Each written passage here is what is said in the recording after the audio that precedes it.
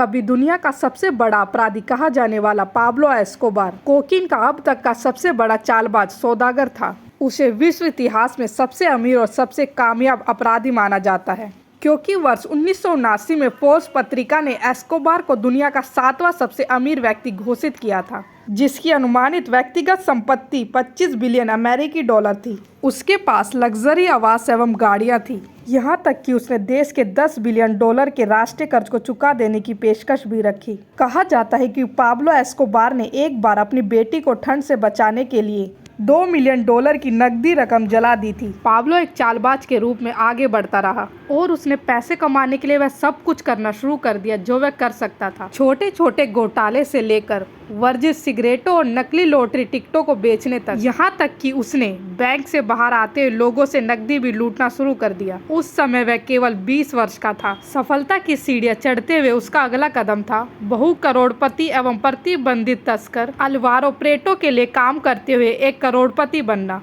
अपने समर्पण और छल के जरिए पाब्लो उस समय तक 22 वर्ष की उम्र में ही एक करोड़पति बन गया था। पाब्लो गरीबी और गुमनामी की स्थिति से उठकर दुनिया के सबसे अमीर व्यक्तियों में से एक बन गया। पाब्लो के लेखाकार रोबोटो के अनुसार उसके और उसके भाई के कारोबार में सिर्फ नकदी गड्डियों को बांधने के लिए खरीदे जाने वाले रबर बैंड पर प्रति सप्ताह $1000 खर्च होता था। उनके पास इतना अधिक काला धन था कि वह इसे बैंक में भी जमा नहीं कर सकते थे। फिर उन्होंने नकदी की गड्डियों को अपनी भंडार गृह में जमा करना शुरू कर दिया, जिनमें से 10% रद्दी के रूप में नष्ट होता रहा। जब रात को चूहों ने घुसकर $100 के बिलों को कुतरना शुरू कर दिया। 1975 में एस्कोबार ने अपने कोकीन के कारोबार को बढ़ाना शुरू कर दिया, यहाँ तक कि उसने संयुक्त राज्य अमेरिका में तस्करी के सौदे के लिए खुद एक विमान उड़ाया। जल्द ही संयुक्त राज्य अमेरिका में कोकीन की मांग आसमान छूने लगी और पाब्लो ने दक्षिण फ्लोरिडा, कैलिफोर्निया और यूएसए के अन्य हिस्सों में तस्करी के अधिक से अधिक रास्तों और वितरण प्रणाली की व्यवस्था कर ली। 1980 के दशक के दौरान पाब्लो एस्कोबार अंतर्राष्ट्रीय स्तर पर एक जाना पहचाना नाम बन गया, जबकि दुनिया भर के कोकीन बाजार के 80% हिस्से पर उसके मेडेलिन कार्टेल का नियंत्रण था। अधिकांश व्यवसायों में किसी भी कंपनी को फलते फूलते देखने के लिए निवेश पर आय 100% से अधिक होना प्राप्त से कई अधिक है। कुछ अनुमानों के अनुसार पाब्लो ने अपने कारोबार में लगाए गए प्रति $1 पर